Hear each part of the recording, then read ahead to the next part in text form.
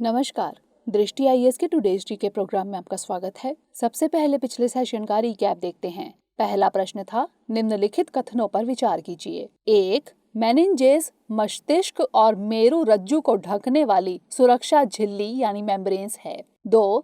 Meningitis एक गैर संक्रामक रोग है। 3. मेनिंजाइटिस केवल स्ट्रेप्टोकोकस निमोनिये नामक जीवाणु से होता है। उपर्युक्त में से कौन सा यहाँ से कथन सही है या फिर हैं? इसका सही जवाब था केवल 1। अगला प्रश्न था, निम्नलिखित कथनों पर विचार कीजिए। 1. हाल ही में इसरो द्वारा लैंडसैट 9 उपग्रह लॉन्च किया गया।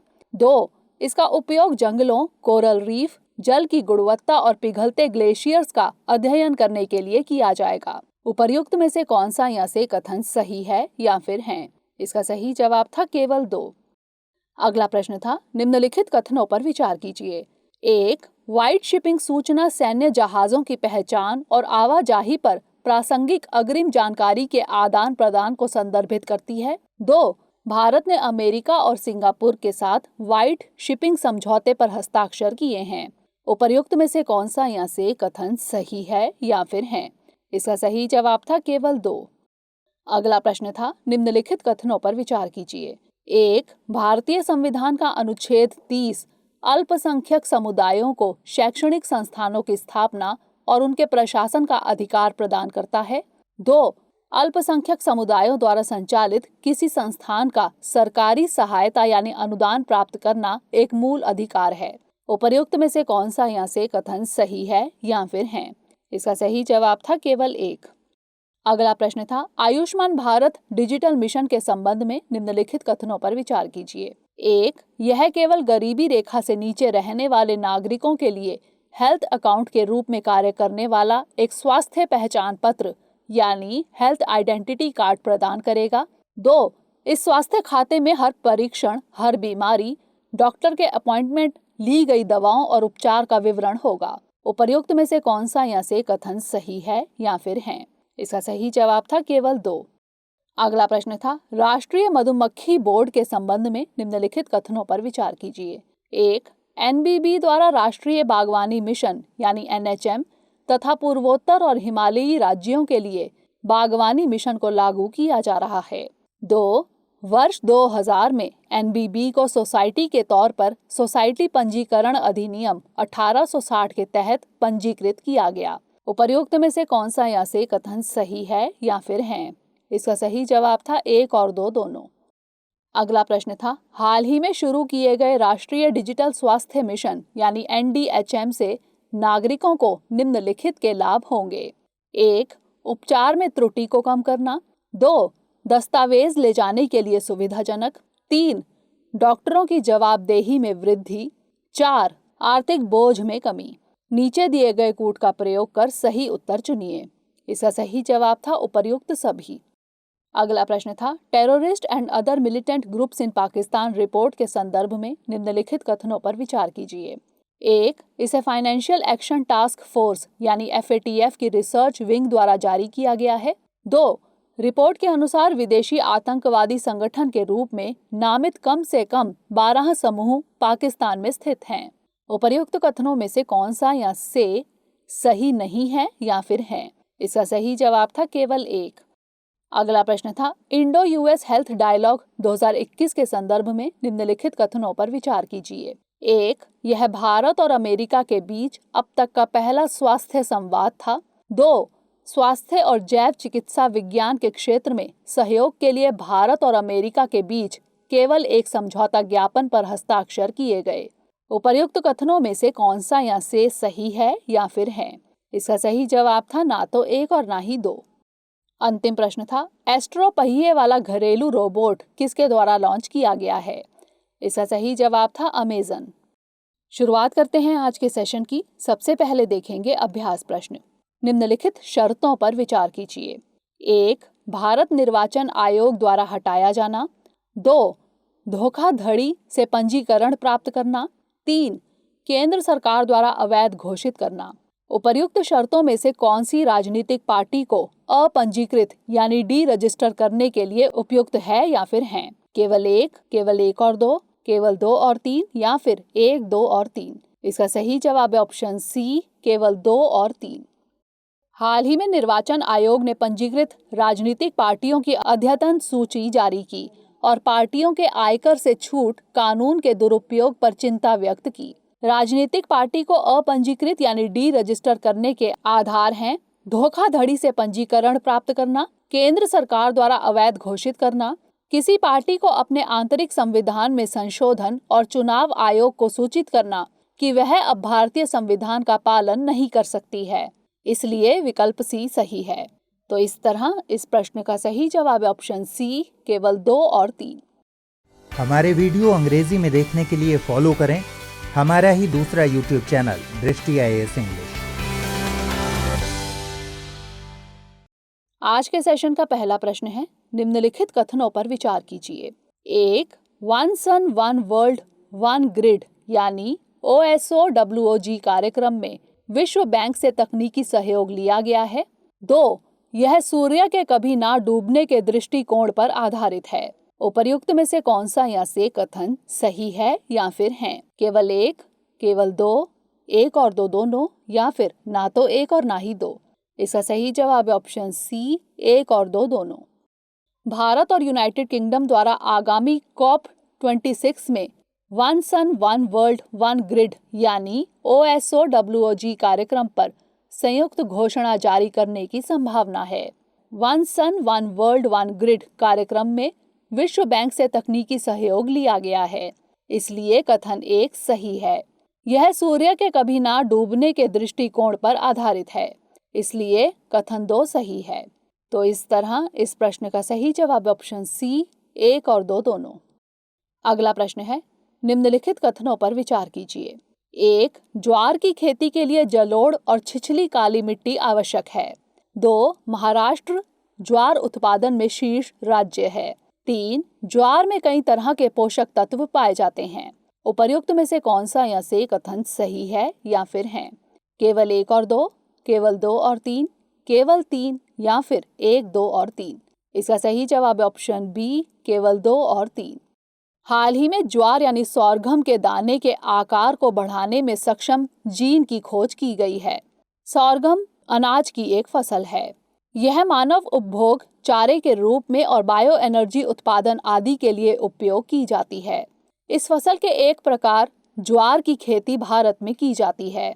ज्वार की फसल विभिन्न प्रकार की मिट्टियों में उपजाई जा सकती है, लेकिन रेतीली दोमट मिट्टी जो कि जल निकास सुविधा युक्त में यह अच्छे से उगती है, इसलिए कथन 1 गलत है।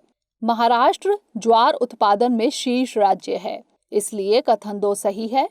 ज्वार में कई तरह के पोषक तत्व पाए जाते हैं, अतः कथन 3 सही है। तो इस तरह इस प्रश्न का सही जवाब है ऑप्शन बी, केवल 2 और 3। अगला प्रश्न है, निम्नलिखित कथनों पर विचार कीजिए। 1. मलेरिया एक मच्छर जनित उष्णकटिबंधीय रोग है जो जीनस फ्लेवीवायरस से होता है। 2. मलेरिया के लिए अभी तक कोई टीका उपलब्ध नहीं है। 3. मलेरिया संक्रमित मादा एनोफिलीज मच्छर यानी फीमेल एनोफिलीज मॉस्किटो के काटने से होता है। उपर्युक्त में से कौन सा या से कथन सही है या फिर हैं? केवल 1 और 2, केवल 2 और 3, केवल 3, या फिर 1, 2 और 3। इसका सही जवाब है ऑप्शन सी, केवल 3। देश भर में कई राज्यों में मलेरिया ड्रग रेजिस्टेंट के मामले दर्ज किए गए हैं। ऐसे में मलेरिया के ड्रग रेजिस्टेंट परजीवियों का पता लगाने के लिए मॉलिक्यूलर मलेरिया सर्विलांस का प्रयोग किया जाना जरूरी हो गया है, ताकि समय रहते सुधारात्मक उपाय किए जा सके और नकारात्मक प्रभावों को टाला जा सके। मलेरिया एक मच्छर जनित उष्णकटिबंधीय रोग है जो प्लाज्मोडियम परजीवी से होता है, इसलिए कथन 1 गलत है। मलेरिया के लिए विकसित वैक्सीन का नाम RTS-S/ASO1 है। इसका ब्रांड नाम मॉस्क्यूरिक्स है। ग्लैक्सोस्मिथक्लाइन यानी GSK कंपनी द्वारा इसका विकास किया गया। 2015 में यूरोपीय मेडिसिन एजेंसी द्वारा इसे अनुमोदन दिया गया, इसलिए कथन 2 गलत है। मलेरिया संक्रमित मादा एनोफिलीज मच्छर के काटने से होता है, इसलिए कथन 3 सही है। तो इस तरह इस प्रश्न का सही जवाब है ऑप्शन सी, केवल 3। अगला प्रश्न है, export credit guarantee corporation of India यानी ECGC के संबंध में निम्नलिखित कथनों पर विचार कीजिए।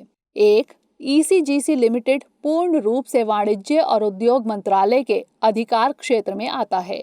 2. भारत सरकार द्वारा 1957 में एक्सपोर्ट रिस्क इंश्योरेंस कॉरपोरेशन यानी एरिक की स्थापना की गई, जिसे 1964 में बदलकर export credit and guarantee corporation limited कर दिया गया। उपर्युक्त में से कौन सा या से कथन गलत है या फिर है? केवल एक, केवल दो, एक और दो दोनों, या फिर ना तो एक और ना ही दो। इसका सही जवाब है ऑप्शन डी, ना तो एक और ना ही दो। हाल ही में केंद्रीय मंत्रिमंडल ने 5 सालों में expert credit guarantee corporation of India यानी ECGC में 4,400 करोड़ रुपए के पूंजी निवेश को मंजूरी दी है। इसे IPO के जरिए स्टॉक एक्सचेंज में सूचीबद्ध करने का भी निर्णय लिया गया है। ECGC लिमिटेड पर वाणिज्य और उद्योग मंत्रालय का पूर्ण स्वामित्व है, इसलिए कथन 1 सही है। भारत सरकार द्वारा 1957 में एक्सपोर्ट रिस्क इंश्योरेंस कॉरपोरेशन यानी एरिक की स्थापना की गई, जिसे 1964 में बदलकर निर्यात ऋण गारंटी निगम लिमिटेड यानी export credit and guarantee corporation limited कर दिया गया, इसलिए कथन 2 सही है। तो इस तरह इस प्रश्न का सही जवाब है ऑप्शन डी, ना तो एक और ना ही दो। अगला प्रश्न है, निम्नलिखित कथनों पर विचार कीजिए। 1. पश्चिमी घाट की ब्रह्मगिरी पहाड़ी से उद्गम और बंगाल की खाड़ी में गिरती है। 2. तमिल भाषा में इसे पोन्नी नाम से जाना जाता है। 3. हारांगी, हेमावती और शिमशा इसकी सहायक नदियां हैं। उपर्युक्त कथन निम्नलिखित नदियों में से किस नदी के बारे में वर्णन करते हैं? कावेरी, गोदावरी, अमरावती या फिर काबिनी? इसका सही जवाब है ऑप्शन ए, कावेरी। हाल ही में कावेरी जल प्रबंधन प्राधिकरण यानी CWMA ने कर्नाटक को तमिलनाडु के लिए संतुलित मात्रा में जल छोड़ने का निर्देश दिया है। कावेरी नदी को तमिल भाषा में पोन्नी नाम से जाना जाता है। इसे दक्षिण की गंगा भी कहा जाता है और यह दक्षिण भारत की चौथी सबसे बड़ी नदी है। कर्नाटक में पश्चिमी घाट की ब्रह्मगिरी पहाड़ी से कावेरी का उद्गम होता है और यह पूर्वी घाट से उतरते हुए पौंडीचेरी से होकर बंगाल की खाड़ी में गिरती है। इसकी सहायक नदियां हैं हारांगी, हेमावती, शिमशा, अर्कावथी, इसलिए विकल्प ए सही है। तो इस तरह इस प्रश्न का सही जवाब है ऑप्शन ए, कावेरी। अगला प्रश्न है, इंडिया एक्सपोर्ट्स 2021 के संबंध में निम्नलिखित कथनों पर विचार कीजिए। 1. इसे भारतीय रिजर्व बैंक द्वारा लॉन्च किया गया है। 2. इसका लक्ष्य निर्यात करने वाले MSMEs की संख्या में वृद्धि करना और 2022 में MSME निर्यात को 50% तक बढ़ाना है। उपर्युक्त में से कौन सा या से कथन सही है या फिर है? केवल एक, केवल दो, एक और दो दोनों, या फिर ना तो एक और ना ही दो। इसका सही जवाब है ऑप्शन बी, केवल 2। हाल ही में केंद्रीय सूक्ष्म लघु और मध्यम उद्यम मंत्री द्वारा वर्चुअल तरीके से इंडिया SME फोरम के इंडिया एक्सपोर्ट इनिशिएटिव और इंडिया एक्सपोर्ट्स 2021 पोर्टल का उद्घाटन किया गया, इसलिए कथन 1 गलत है। इसका लक्ष्य निर्यात करने वाले MSME की संख्या में वृद्धि करना और 2022 में MSME निर्यात को 50% तक बढ़ाना है, इसलिए कथन 2 सही है। तो इस तरह इस प्रश्न का सही जवाब है ऑप्शन बी, केवल 2। अगला प्रश्न है, निम्नलिखित देशों पर विचार कीजिए। 1. बांग्लादेश, 2. चीन, 3. वियतनाम, 4. लाओस, 5. थाईलैंड। उपर्युक्त देशों में से कौन से देश म्यांमार के साथ सीमा साझा करते हैं? केवल 1, 2, 3 और 4, केवल 2, 3, 4 और 5, केवल 1, 2, 3 और 5, या फिर उपर्युक्त सभी? इसका सही जवाब है ऑप्शन सी, 1, 2, 3 और 5। संयुक्त राष्ट्र महासचिव ने आह्वान किया है म्यांमार संकट के संदर्भ में एकीकृत क्षेत्रीय और अंतर्राष्ट्रीय कार्रवाई की जरूरत है, ताकि दक्षिण पूर्व एशिया और आसपास के क्षेत्रों में बड़े पैमाने पर संघर्ष और बहुआयामी संकट को रोका जा सके। म्यांमार यह दक्षिण पूर्व एशिया का एक देश है। इसकी सीमा उत्तर पश्चिम में भारत और बांग्लादेश से, उत्तर पूर्व में चीन से, पूर्व में लाओस, दक्षिण पूर्व में थाईलैंड से, दक्षिण में अंडमान सागर और दक्षिण पश्चिम में बंगाल की खाड़ी से लगती है, इसलिए विकल्प सी सही है। तो इस तरह इस प्रश्न का सही जवाब ऑप्शन सी, केवल 1, 2, 3 और 5। अगला प्रश्न है, प्रॉम्प्ट करेक्टिव एक्शन यानी पीसीए के संबंध में निम्नलिखित कथनों पर विचार कीजिए। 1. वर्ष 2002 में आरबीआई द्वारा इसकी शुरुआत की गई। 2. यह फ्रेमवर्क वाणिज्यिक बैंकों, सहकारी बैंकों, गैर बैंकिंग वित्तीय कंपनियों यानी एनबीएफसीज पर लागू होता है। 3. इसका मकसद किसी बैंक के जोखिम यानी परिसंपत्ति की खराब गुणवत्ता बढ़ने पर नियामक के साथ साथ निवेशकों और जमाकर्ताओं को सतर्क करने में मदद करना है। उपर्युक्त में से कौन सा या से कथन सही है या फिर हैं? केवल 1, केवल 1 और 2, केवल 1 और 3 या फिर केवल 2 और 3? इसका सही जवाब ऑप्शन सी, केवल 1 और 3।